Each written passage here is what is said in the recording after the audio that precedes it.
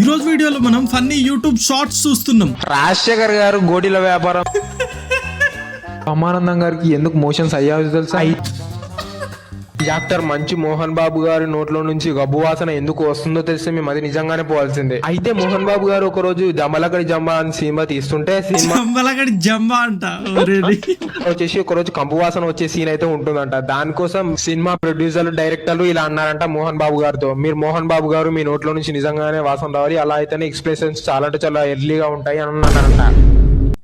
అయినా వాసన్కి ఎక్స్ప్రెషన్ కి సంబంధం ఏంది? ఆ సీన్ వచ్చేసి 30 నుంచి 40 రోజులు అయితే పడుతుందంట. అన్ని రోజులు మోహన్ బాబు గారు పండ్లు తొమ్మకుండా ఉండాలంట. దాంతో మోహన్ బాబు గారు అయినా సరే అని ఒప్పుకొని 30-40 రోజులు పండ్లు తొమ్మకపోవడం వల్ల అప్పటి నుండి ఎన్ని చికిత్సలు చేపించుకున్నా గానీ ఆ వాసన అలానే కంటిన్యూ అవుకుంటూ వస్తుందంట. ఇప్పటికి కూడా మోహన్ బాబు గారి నోట్ల నుంచి వాసన ఖచ్చితంగా వస్తుందంట.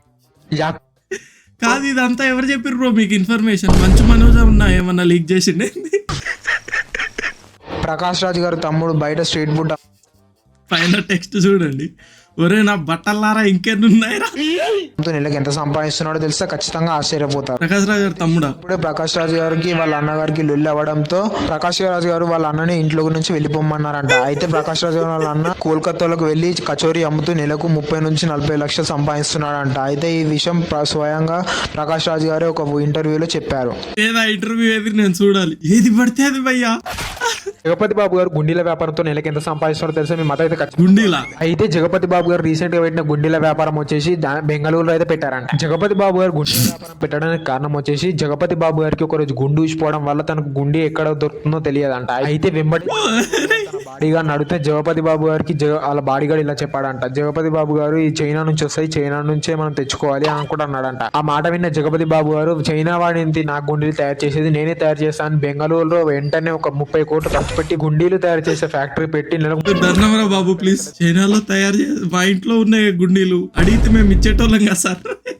రామ్ చరణ్ తమ్ముడు చరణ్ సాయి పల్లిపట్టిల వ్యాపారంతో నెలకి ఎంత సంపాదిస్తున్నాడో తెలిసి మేము మత గొంతు వినగల కామెడీ ఉంది బ్రో, చాలా అన్ని సాగదీసి. రామ్ చరణ్ గారి తమ్ముడు ఖచ్చితంగా పోవాల్సిందే విషయం. పల్లిపట్టి రామ్ చరణ్ తమ్ముడు సాయి చరణ్ వచ్చేసి సినిమా అయితే చేయడంట, ఓన్లీ బిజినెస్ చేస్తాడంట. అయితే ఒక రోజు ఈ ఐడియా రామ్ చరణ్ గారే చెప్పారంట. అయితే రామ్ చరణ్ గారు ఏమని చెప్పారంటే, నువ్వు పల్లిపట్టిల వ్యాపారం చేయి, నువ్వు పల్లిపట్టిలు చాలా అంటే చాలా బాగా తయారు చేపిస్తావు కదా, నీకు ఒక ఫ్యాక్టరీ పెట్టిస్తా, పల్లిపట్టిలు తయారు చేసేసి బంగ్లాదేశ్ కు, చైనాకు, పాకిస్తాన్ కు, అమెరికా కమ్ము ఏదంటే బంగ్లాదేశ్ అంటున్నాడు, బంగ్లాదేశ్ డబ్బు లాభం వస్తుంది అని అన్నాడంట. అది విన్న చిరంజీవి చిన్న కొడుకు సాయి చరణ్ వెంబడే ఆలోచించకుండా పల్లిపట్టిల వ్యాపారం చేసి 2 నెలల్లోనే 3 కోట్లు తీసి చూపించాడంట. అలాగే ఎక్కువగా తీసి చూపించాడు.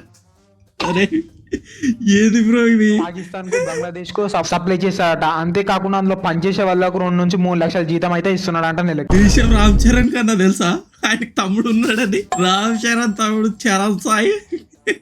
రాజశేఖర్ గారు గోటీల వ్యాపారంతో నెలకి ఎంత సంపాదిస్తారు? ఇదే ఫస్ట్ నేను చూసింది ఇదే. దీని తర్వాత ఇవన్నీ పట్టుకొని వచ్చిన రాజశేఖర్ గారు గోటీల వ్యాపారం. రాజశేఖర్ గారు గోటీల వ్యాపారంతో నెలకి ఎంత సంపాదిస్తారో తెలిసే మీ మత అయితే పోతుంది. అయితే రాజశేఖర్ గారికి 2-3 గోటీల ఫ్యాక్టరీలు ఉన్న విషయం మన అందరికీ తెలిసిందే. రాజశేఖర్ ఉన్నాయా?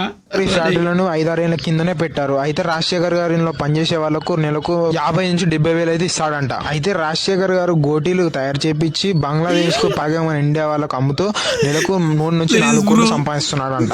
అదే ఎక్స్ప్రెషన్ అది కూడా. జగపతి బాబు గారి అన్న రమేష్ కూతురు కోకోకోలాతో చేసిన మ్యాగీ అమ్ముతూ నెలకి ఎంత సంపాదిస్తామో తెలిసి మీ మదైతే నిజంగానే పోతుంది. జగపతి బాబు అన్న రమేష్ చాలా అంటే చాలా పేద వ్యక్తి అన్నమాట. రమేష్ కూతురు తన ఇంట్లో ఉన్న పరిస్థితిని అర్థం చేసుకుని కొత్తగా ఏ వంట మార్కెట్ లో వచ్చిన జనాలు పిచ్చి వాళ్ళలాగా తింటున్నారు అని ఢిల్లీ నుంచి 15 లక్షల కోకోకోలా బ్యాటరీలు అయితే తెప్పించుకుందంట. అలాగే ముంబై నుంచి చాలా అంటే చాలా మ్యాగీ ప్యాకెట్లు తెప్పించుకొని షాప్ పేరు జగపతి బాబు కోకోకోలా మ్యాగీ అని పెట్టేసి అమ్ముతుందంట. అయితే నెలకు 30 నుంచి 40 లక్షలు అయితే సంపాదిస్తుందంట. ఇది వచ్చేసి ముంబై సంస్థలో అయితే ఉందంట షాప్. ఆయన రియాక్షన్ కాదు బ్రో, అందరి రియాక్షన్ అది. చిరంజీవి గారు రోజు ఎక్కడ చాయ్ తాగుతారో తెలిసే మత అయితే ఖచ్చితంగా పోవాల్సిందే. అయితే చిరంజీవి గారి దగ్గర చాలా అంటే చాలా డబ్బు ఉండడంతో ఏ పెద్ద రెస్టారెంట్ లో వెళ్లి తాగుతాడు అనుకున్నా. కానీ చిరంజీవి గారి ఇంటి పక్కనే ఉన్న మస్తాన్ టీ కొట్టుకు వెళ్లి 5 రూపాయల ఛాయ్ అయితే తాగుతాడంట చిరంజీవి గారు. అయితే ఒక బ్రాడ్కాస్ట్ లో అయితే చెప్పాడు ఈ విషయం కొత్తగా తెలుసుకున్న వారు ఒక లైక్ అయితే చేసుకోండి.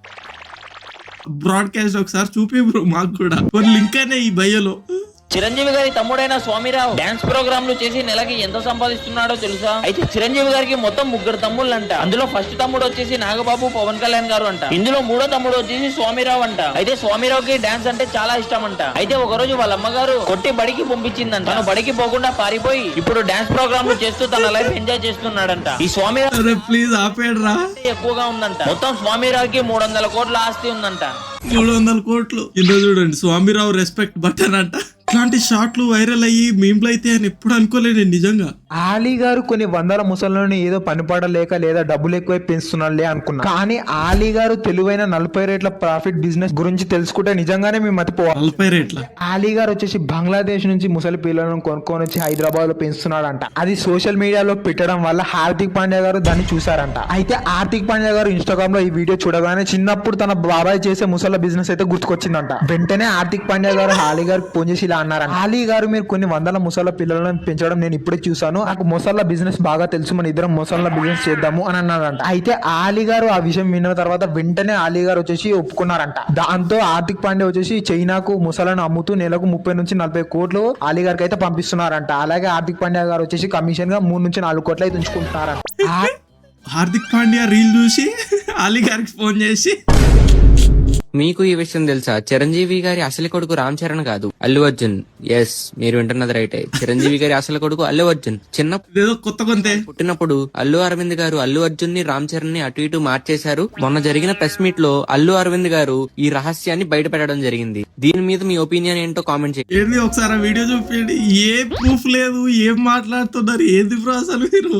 ప్రకాష్ రాజ్ గారు బాత్రూమ్ లో వాడే టైల్స్ బిజినెస్ చేస్తూ నెలకి ఎంత సంపాదిస్తున్నాడో తెలుసా? అయితే ప్రకాష్ రాజ్ గారు వచ్చేసి మన ఇండియాలో కాకుండా బంగ్లాదేశ్ వాళ్ళకు ఉద్యోగాలు లేవని బంగ్లాదేశ్ లో వచ్చేసి ఒక టైల్స్ ఫ్యాక్టరీ అయితే పెట్టాడంట. అయితే దాంట్లో వచ్చేసి బాత్రూమ్ లో వాడే టైల్స్ అయితే చేపించి ఇండియాలో అయితే అమ్ముతున్నాడంట. ఇండియాలోనే కాకుండా పాకిస్తాన్ లో, నేపాల్ లో, వీడు చెప్పేది బంగ్లాదేశ్, పాకిస్తాన్ అట్లా చెప్తుండ భయ్యా. చైనాలో, జపాన్ లాంటి కంట్రీల్లో కూడా అమ్ముతూ నెలకు 3 నుంచి 4 వేల కోట్లు సంపాదిస్తున్నాడంట. సుమా గారు వండిన వంట తినడం వల్ల బ్రహ్మానందం గారికి ఎందుకు మోషన్స్ అయ్యావు తెలుసా? అయితే ఒక రోజు అరే బ్రో ప్లీజ్ స్టాప్. ఏం చెప్తున్నా అసలు అనోడు. సుమా గారు ఒక మీటింగ్ లో కలుసుకున్నారంట. ఆ మీటింగ్ లో సుమాదేవి గారు కావాల్సుకొని సుమాదేవి బ్రహ్మానందం గారిని తిన్నారా అని అడిగిందంట మొహమాటంగా. అయితే అది విన్న బ్రహ్మానందం గారు వచ్చేసి తినలేదు, నువ్వు తినిపిస్తావా అని కోపంగా అన్నాడు. అయితే ఆ మాటలు విన్న సుమాదేవి గారు వెంటనే హట్ట ఇలా అన్నారంట, మీరు మా ఇంటికి ఒకసారి ఖచ్చితంగా భోజనానికి రావాలి అనుకుంటూ ఏడ్చుకుంటూ అన్నదంట. అయితే ఒక రోజు బ్రహ్మానందం గారికి షూటింగ్ బీటింగ్ ఏం లేకపోవడంతో ఇంటికి పిలిచిందని భోజనానికి అయితే వెళ్ళాడంట. బ్రహ్మానందం గారు సుమా గారు ఇంటికి వెళ్ళగానే సుమా గారు ఇలా అనుకున్నాడంట, ఇతనేంటి పిలవగానే ఇలా వచ్చాడు. అయితే వెంటనే సుమా గారు ఇలా అనుకున్నారంట, ఆ రోజు నన్ను హట్ చేశాడు కదా, ఇప్పుడు ఈయన హట్ చేస్తాను చూడు అనుకుంటూ చికెన్ కూర వండి పెట్టి అందులో మోషన్ టాబ్లెట్ వేసి బ్రహ్మానందం గారికి తినమని ఇచ్చిందంట. అయితే బ్రహ్మానందం గారు ప్రేమతో తెచ్చిందేమో అనుకో కడుపు నిండా లాగించేశారంట. అయితే తర్వాత బ్రహ్మానందం గారు వాళ్ళ ఇంటికి వెళ్ళగానే 1 నుండి 2 వారాల వరకు మోషన్స్ కంప్లీట్ గా పెడుతూనే ఉన్నాయంట. వెంటనే ఇది తెలిసిన సుమా గారు ఫోన్ చేసి, నన్ను ఆ రోజు పార్టీలో హట్ చేస్తావు కదా, ఇప్పుడు నీ పరిస్థితి ఎలా ఉంది, ఇలా చేస్తాను నాతో పెట్టుకోకు అని కూడా అన్నదంట. అసలు నో లాజిక్ బ్రో. ఇది నిజంగా వాళ్ళు కనుక చూసుకుంటే 10 రోజులు నవ్వుతారు భయ్యా, కింద పడి మీద పడి.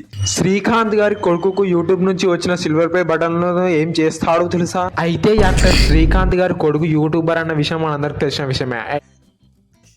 అయితే ఇతను వచ్చేసి 3 నుంచి 4 యూట్యూబ్ ఛానల్ అయితే నడిపిస్తాడంట. ఒక్కొక్క ఛానల్ లో 50 నుంచి 100 మిలియన్ల సబ్స్క్రైబర్లు అయితే ఉంటారంట. 50 నుంచి 100 మిలియన్లే. ఇతనికి 4 సిల్వర్ ప్లే బటన్ రావడంతో ఇతను 100 మిలియన్ సిల్వర్ ప్లే పట్టేదిరా. సిల్వర్ ప్లే బటన్ ని మొత్తం కట్ చేపించి ఒక మిషన్ తో, ఇది వచ్చేసి చైనాలో నుంచి తెప్పించారంట ఈ మిషన్. ఈ మిషన్ తో ఒక చిన్న పొడిలా చేసి దాన్ని లిక్విడ్ లా చేసి కరవ కొట్టేసి దాన్ని 100 degrees సెల్సియస్ లో కరవ కొట్టిన తర్వాత దాన్ని యూట్యూబ్ ప్లే బటన్ లాగా తయారు చేయించుకొని దాన్ని ఆయన కార్ పైన అయితే పెట్టించుకున్నాడంట స్టైల్ గా. ఇట్లా ఎందుకు చేసావని అతను అడిగితే నా యూనిక్నెస్ అని అన్నాడంట. వాడు వాడికి వాడే ప్రాబ్లం కి ఒక ఆన్సర్ క్రియేట్ చేసుకొని దాన్నే సొల్యూషన్ లాగా వాడికే చూపిస్తున్నాడు. ఉమా గారు పానీపూరి అమ్ముతూ నెలకి ఎంత సంపాదిస్తారో తెలుసా? అయితే ఉమా గారి దగ్గర డబ్బులు ఎక్కువ. ఉమా కాదు బ్రో, సుమా. పానీపూరి బండ్లను కొని ప్రతి ఒక్క సిటీలో పెట్టించి ఆ పానీపూరి బండ్లతో నెలకు ఎంత సంపాదిస్తున్నారో తెలుసా? తెలుసుకున్న ముందు వీడియోని లైక్ చేసి, షేర్ చేసి, సబ్స్క్రైబ్ చేసుకోండి.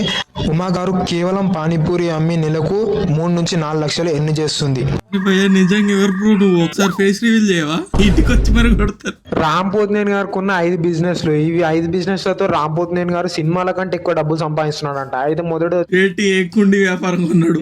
స్టీల్ ఫ్యాక్టరీ అంట భయ్య, ఇది వచ్చేసి ముంబైలో ఉందట. దీంతో నెలకు 3 నుంచి 4 కోట్లు సంపాదిస్తున్నాడంట. సెకండ్ వచ్చి బాత్రూమ్ లో వాడి టైల్స్ అంట భయ్య, ఇది ఇదే టైల్స్ వీడియో చూపించి ప్రకాశ్ రాజ్ గారు టైల్స్ అన్నావు గారా? ఇక్కడ వదిలేదు రామ్ పోతినేని గారు. దాని వల్ల నెలకు 3 నుంచి 4 కోట్లు సంపాదిస్తున్నాడంట. ఇది వైజాగ్ లో అయితే ఉందంట ఫ్యాక్టరీ. ఇక మూడో బిజినెస్ వచ్చేసి పందులను అయితే పెంచుతున్నాడంట భయ్య. కొందరికి మనుషులకు పెట్టి రోజు 500 ఇచ్చి పందులను పెంచుతున్నాడంట. ఇది వచ్చేసి డీటెయిలింగ్ చూసిర్రా, మనుషులను పెట్టి 500. చైనా వాళ్ళకైతే అమ్ముతాడంట. చైనా వాళ్ళు వచ్చేసి ఎక్కువ పందులను తింటారు కాబట్టి చైనా వాళ్ళకు కొన్ని లక్షలలో అమ్ముతున్నాడు. ఇక నాలుగో బిజినెస్ వచ్చేసి రాజస్థాన్ లో ఉన్న సిమెంట్ ఫ్యాక్టరీ ద్వారా 3 నుంచి 4 కోట్లు సంపాదిస్తున్నాడంట నెలకి. ఇందులో పనిచేసే వారి జీతం అమెజాన్, గూగుల్ లాంటి ఎంప్లాయీస్ తో సమానంగా ఉంటాయంట సాలరీ. ఈ లెక్కన చూస్తే రామ్ పోతినేని గారు ఏం తక్కువ తినలేదు. ఈ లెక్కన చూస్తే రామ్ పోతినేని గారు మంచి ఒక బిజినెస్ మ్యాన్. సిమెంట్ బస్తాలో కంపెనీలో అమెజాన్, గూగుల్ కంటే ఎక్కువ వస్తున్నాయంట. మీకు వీడియో నచ్చితే కింద రెడ్ హ్యాట్ కామెంట్ చేయడం మర్చిపోకండి. అండ్ వెళ్ళే ముందు ఛానల్ ని సబ్స్క్రైబ్ చేయడం మర్చిపోకండి. ఇంకా ఫన్నీ మీమ్స్ చూడడానికి ఇక్కడ క్లిక్ చేయండి. బాయ్.